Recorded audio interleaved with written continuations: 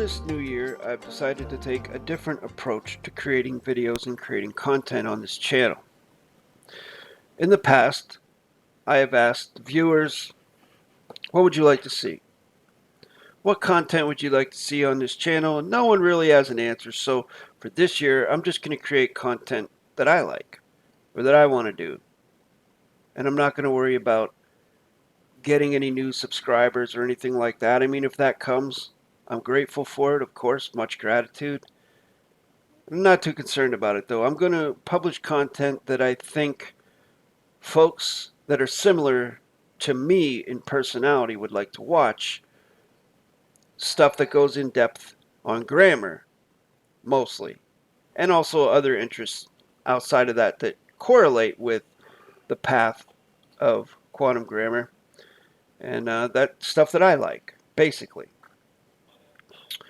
I know that a lot of people tune out when I go into the grammar, and it shows because, once again, 99.9% of the Earth's population, my guess is, has no clue about quantum grammar.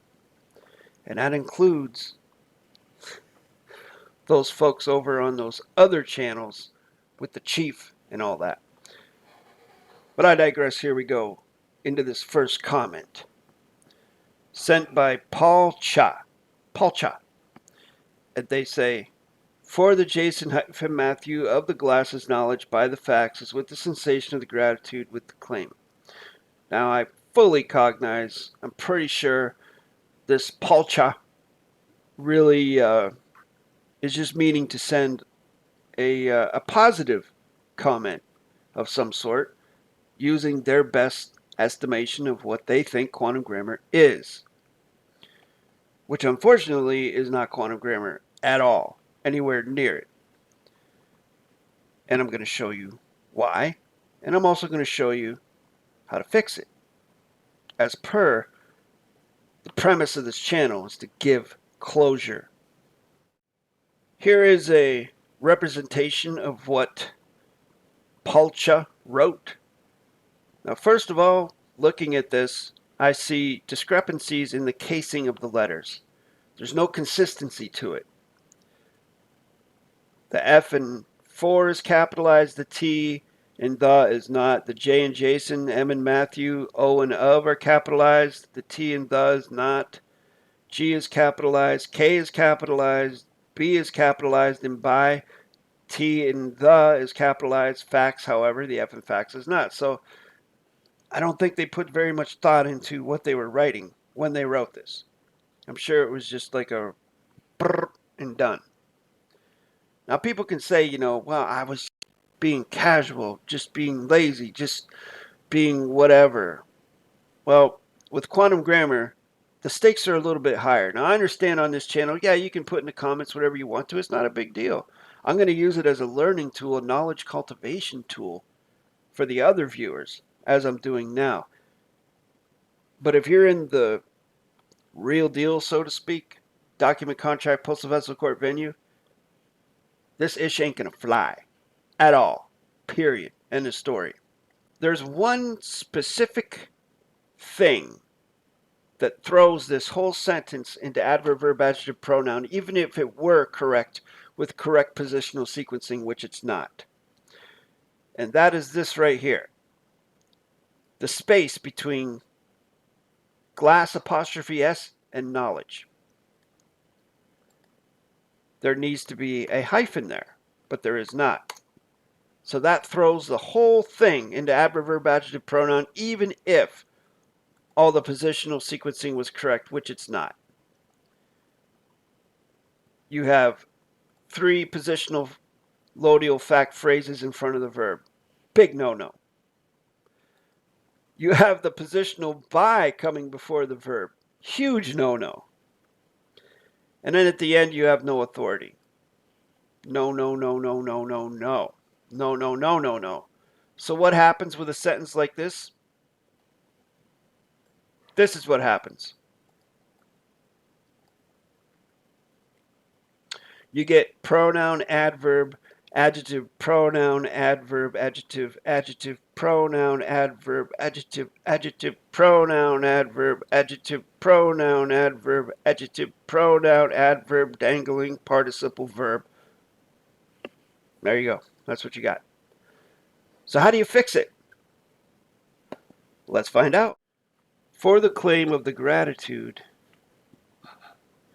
is with the knowledge of the Jason Matthew, with the glass of the claimant's share, with the sensation by the claimant, comma, space, pulcha. Backwards, that would be for the claimant, pulcha, of the sensation is with the claimant's share of the glass, with the Jason Matthew, of the knowledge, with the gratitude by the claim. So going backwards, because we always check everything going backwards, what's the cause of the sentence? The claimant, pulcha. In this sentence, we don't know who the claimant is. We have no idea who the claimant is. It could be Jason-Matthew, but we don't know. But you see, you can't make a claim for me because you're not me. That's a trespass. So you have to put your own self in there as the claimant. That's what you would normally do. So we have that here. Going backwards, the cause is the claimant, pulcha. What's the claimant concerned with? Sensation. Singular verb is because claimant pulcha is singular. What's possessing the sensation? The claimant's share.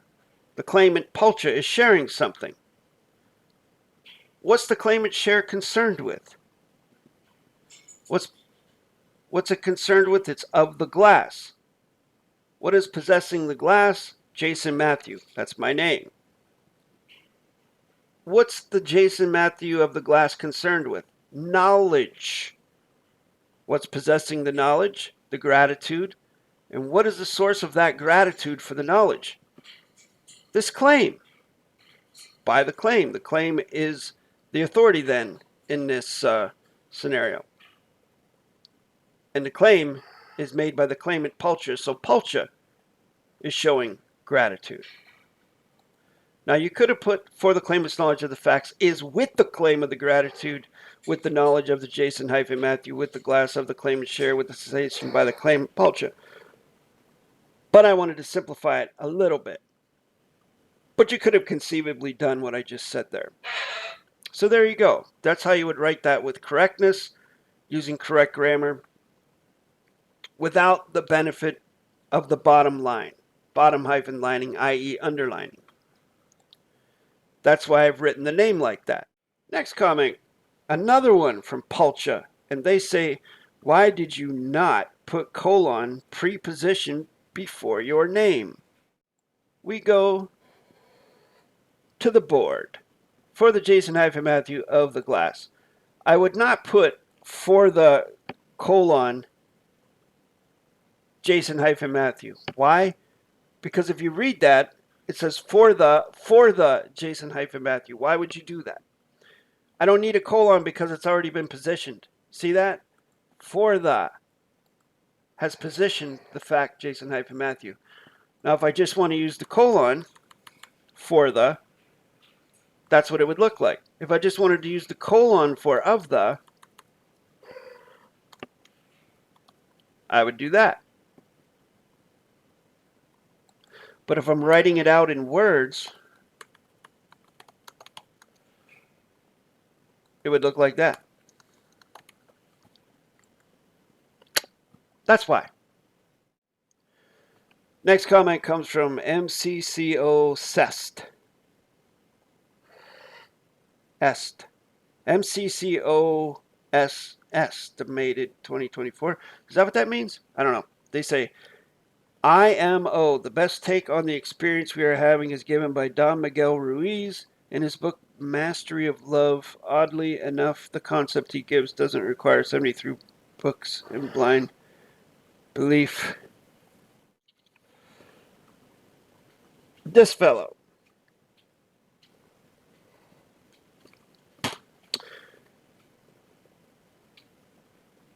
I got something to show you. MCCOS estimated 2024. Hang tight. What you see here on your screen is my brother, great friend and tutor, Raven-Farhad-Tohidi-Afarin, and mine's translation into correct sentence structure of the four agreements by Don Miguel Ruiz. We call them the four co-creation contract terms. As you can see here, and I'm pretty sure I did a video on that, which I will leave up in that corner somewhere if I think of it in this video. I'll leave a link to the video that I just mentioned.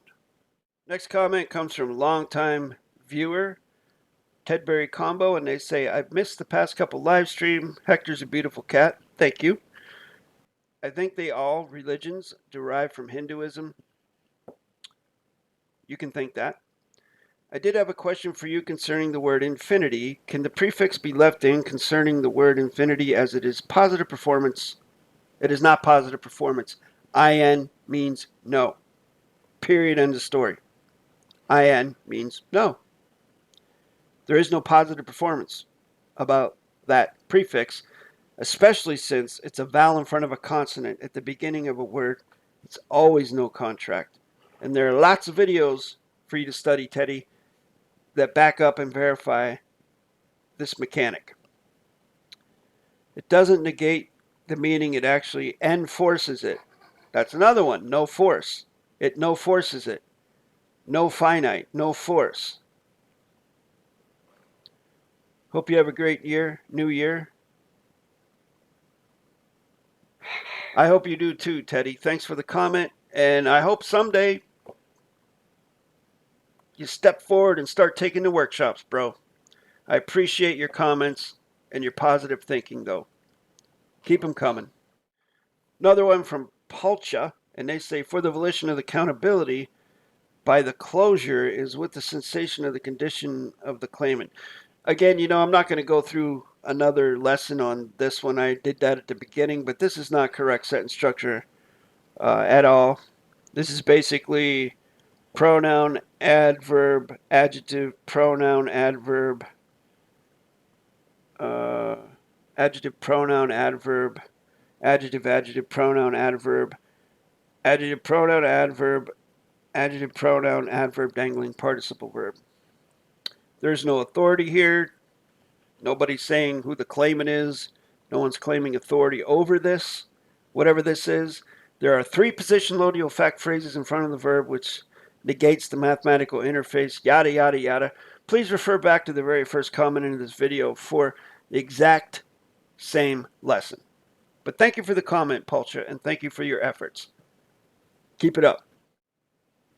This one from Just, they say, does the color of ink matter when writing the LLC, my name and the witness names, my birth date, location, details, etc.? And what use of all the studies of course don't know or don't recognize? Okay, so for the first one, I was told by DAVID-WYNN Miller himself that he suggested not using red ink just for the simple fact of the correlation with blood. Just like he suggested not using a red thumbprint or blood on your live life claim for your DNA.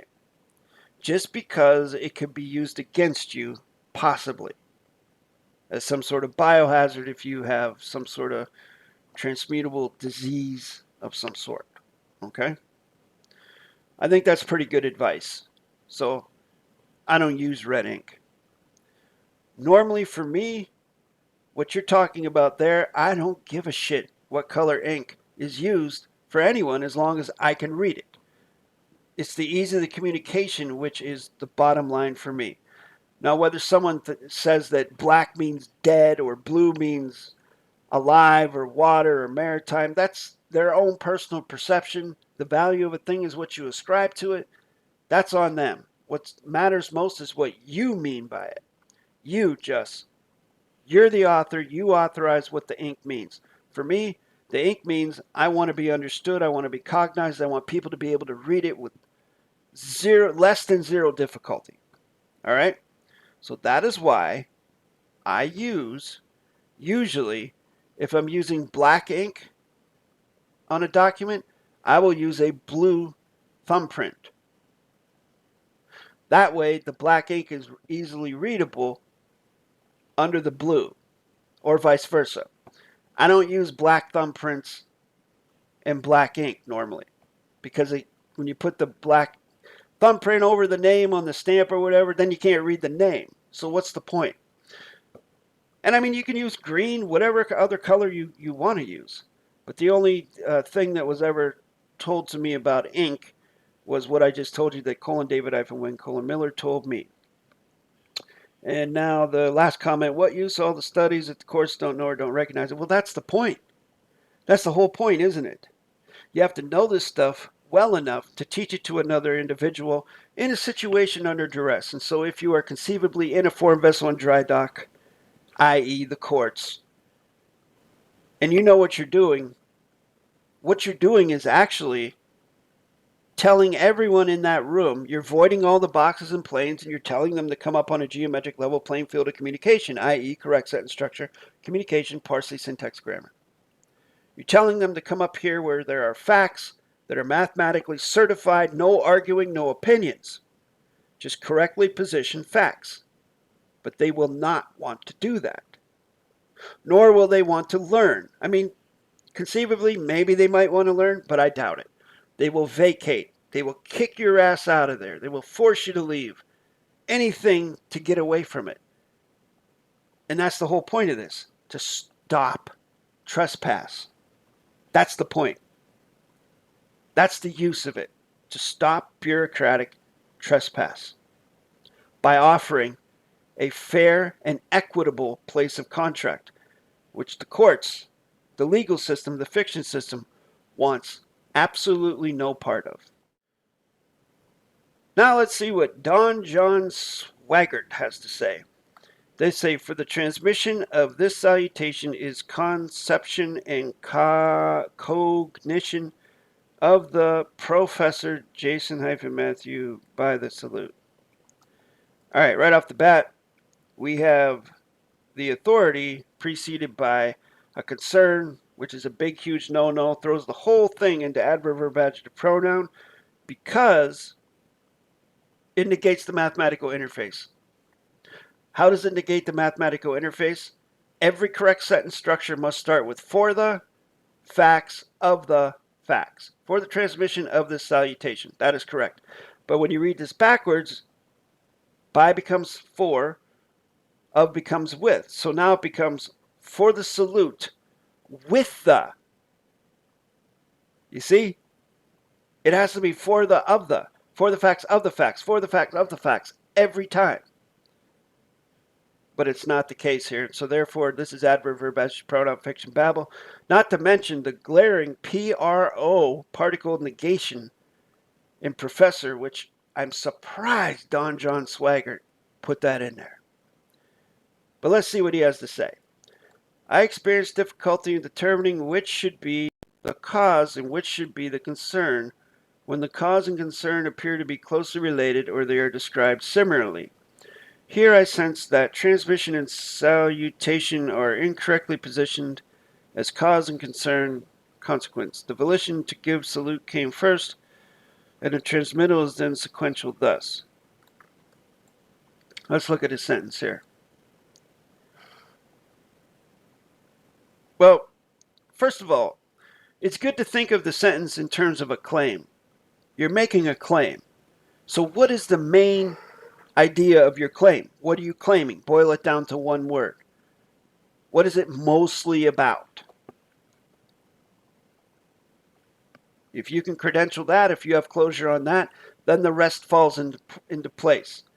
What the claim actually is, a claim of, whether it's a claim of transmission or it's a claim of salutation, you, as the author, would credential what you mean more.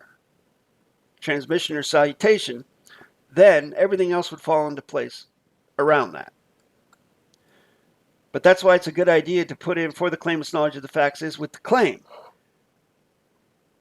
And then end it with by the claimant, blah, blah, blah. It makes it a lot easier. I do not know. I've been saying this for 9 years. I do not know why folks just don't want to do that. I don't know if they have I have no idea why people don't do that. It's so easy. And then once you learn that and know it like the back of your hand, then you can play with it a little bit. But first you got to know the basics before you can do anything else. For the salutation of this transmitted conception and cognition, I would never make a video to enter into conflict with you or to be adversarial with one who I hold in high regard. And I too hold dear the ideals of the equal plane. Also, because of your insight, I have ceased to use the word should. For me, not that anyone asked, but for me, the truth of a particular matter is the most important thing. Simple and plain. The fiction does not bother me unless one professing it. What's it to be believed as true? I think they mean wants it to be believed as true. Then it crosses over, becoming the lie.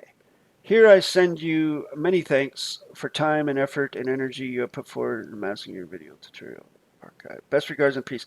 Thank you. You know, Don John, I have a lot of honor and grace for you, i.e. in the fiction we would call that respect. I appreciate you keep coming back. I know I think we've had a few lively discussions on here, but it's never anything personal, bro. Never with me. I'd never take offense at anything you say. I hope you trust me on that. I mean, I'm not asking you, trust me at sight unseen. But what I'm saying is, I don't get offended. I just match energy. That's what I try to do, and I also try to cultivate humility. So let's look at what you're saying here. I've never taken anything you said to be adversarial. I do take some things as challenges, and I love challenges, and I get a little excited about that at times, but it's never personal. So to me, the most important thing is the grammar. And you, a longtime viewer, I think, in my own personal viewpoint, would benefit from taking workshops and actually learning this grammar. I mean, it looks like you're about maybe 40% there with the correct sentence structure portion of it, maybe 50. But you got a long way to go based upon what you're putting out here. And I can help you with that. Just email me at jasonmatthewg17@gmail.com. Use your full correct name. I'll set up a 10 to 15 minute brief video consultation, confidential between yourself and myself, and we'll see if this is something that you're committed to doing. Thanks again, man, and Happy New Year to you and yours. Blessings to you and yours. Next comment comes from CJM Skies, and it's a comment on an RJG post, and they say, Russell J. Gould does not possess closure incorrectness because his written material consistently violates the core mechanics of CSS CPSG. I'm not sure what this P is. Maybe they did that by mistake, because that is very similar to the abbreviation that Russell J. Gould uses. Even though this is not an abbreviation, I know this is in brackets and there are no periods here, but I get the gist of it, all right?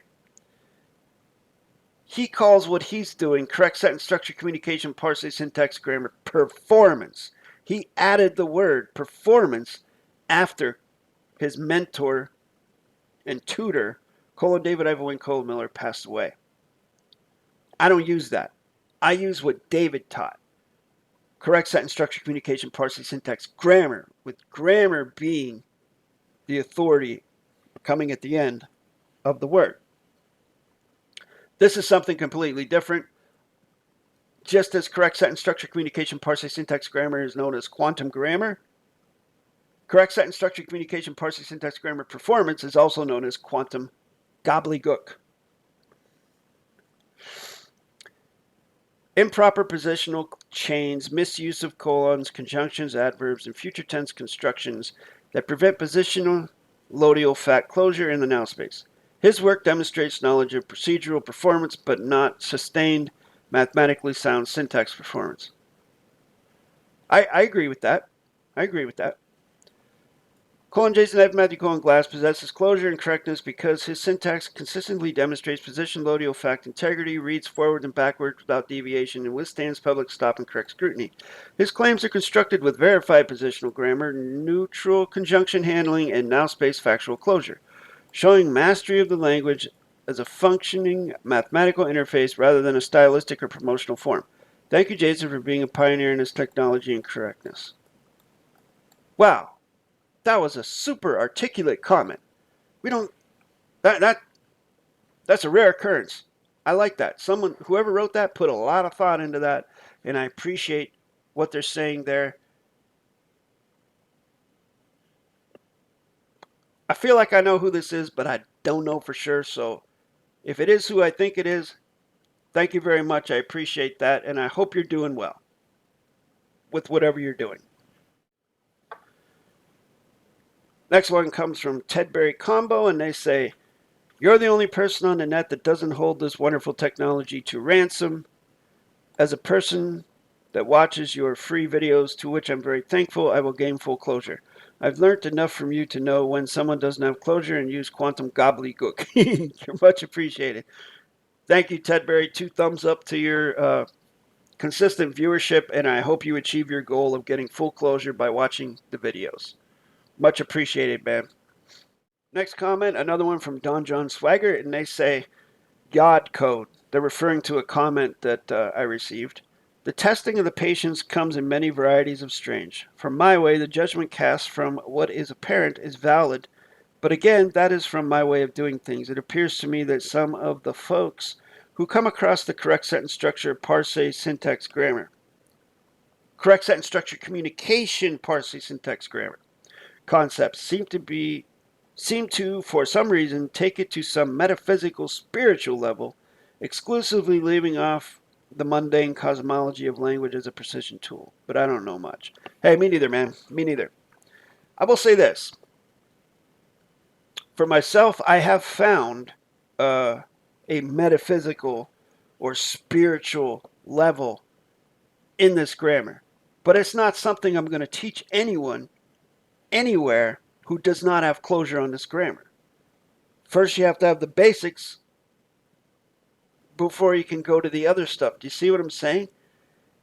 And to get to a spiritual type of thing with this stuff, you have to have closure on what you're doing first.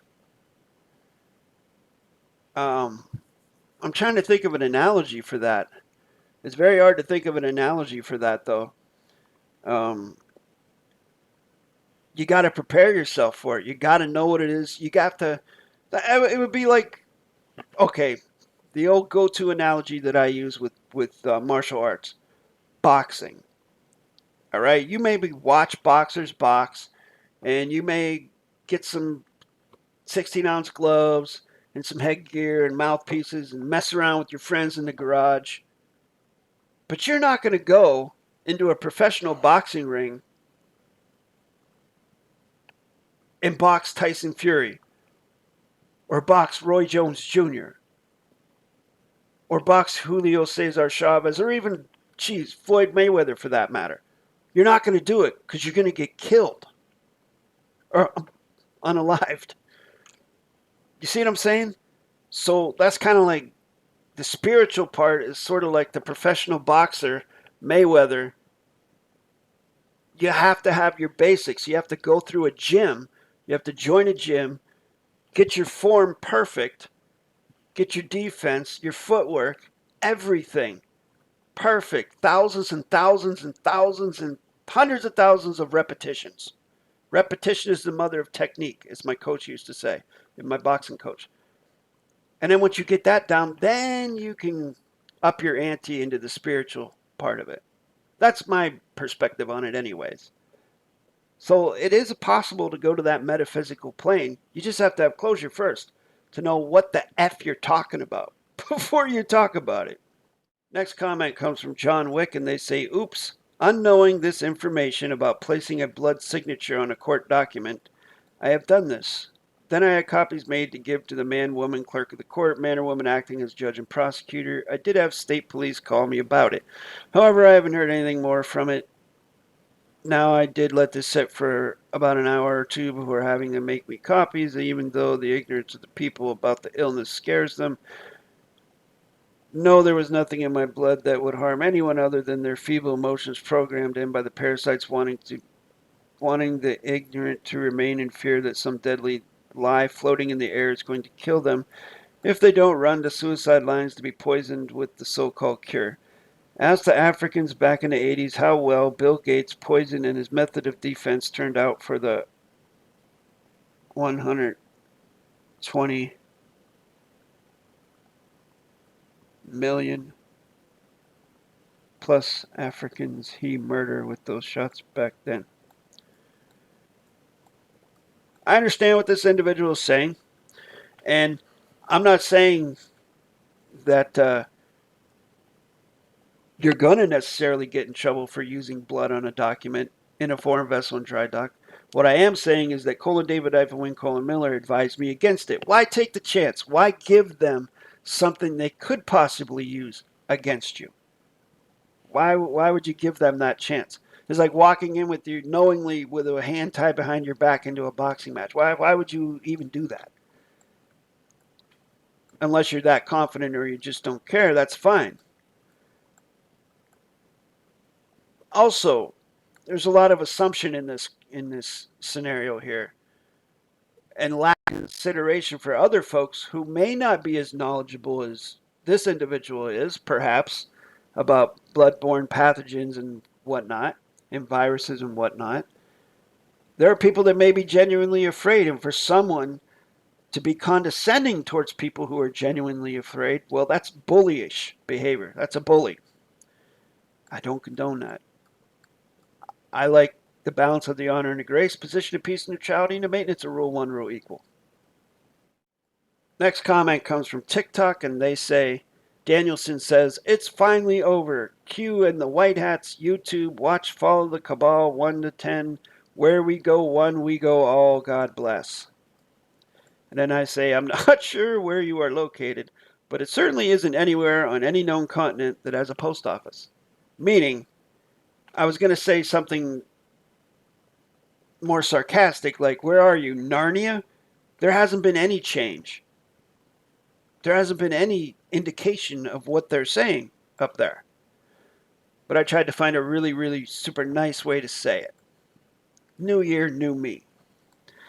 And then they said, consider broadening your horizons. Thanks for enlightened comment.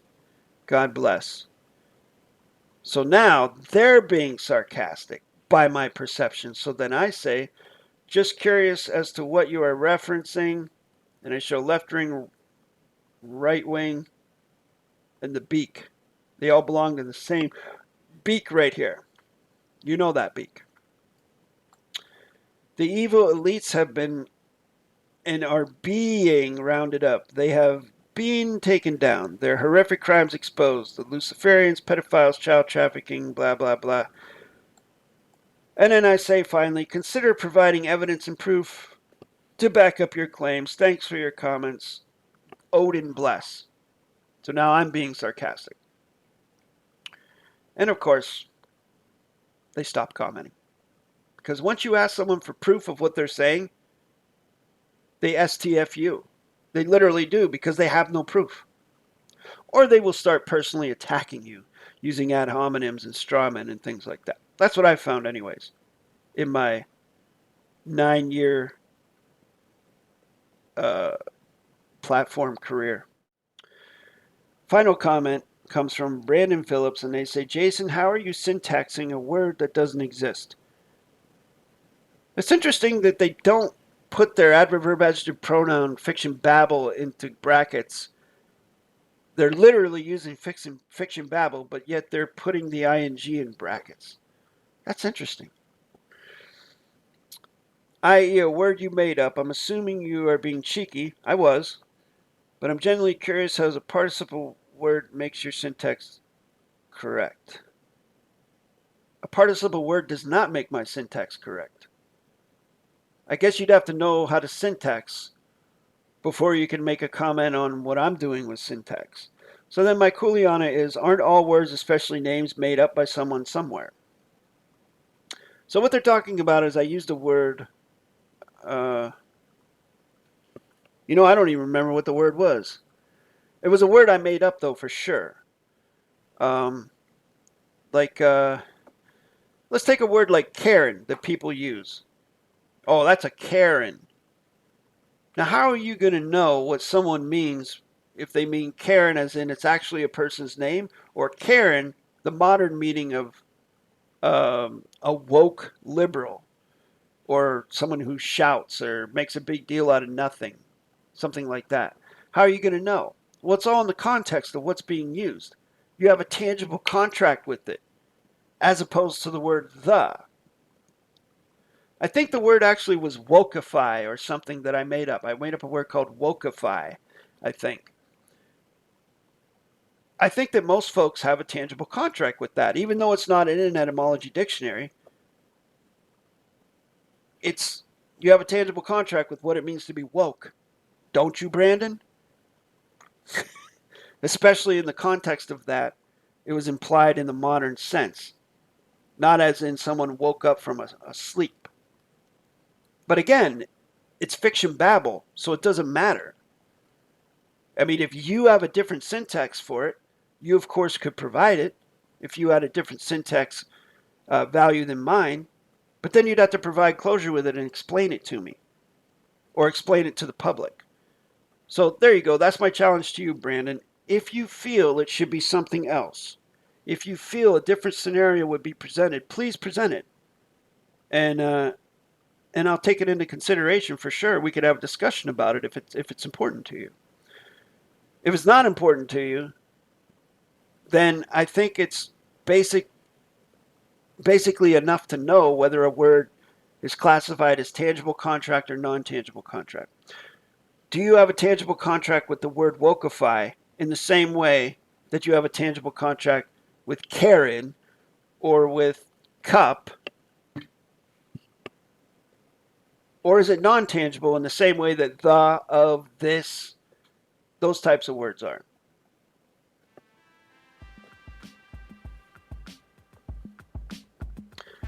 Thanks for watching this long-ass video. I appreciate it. More to come. Que sera, sera.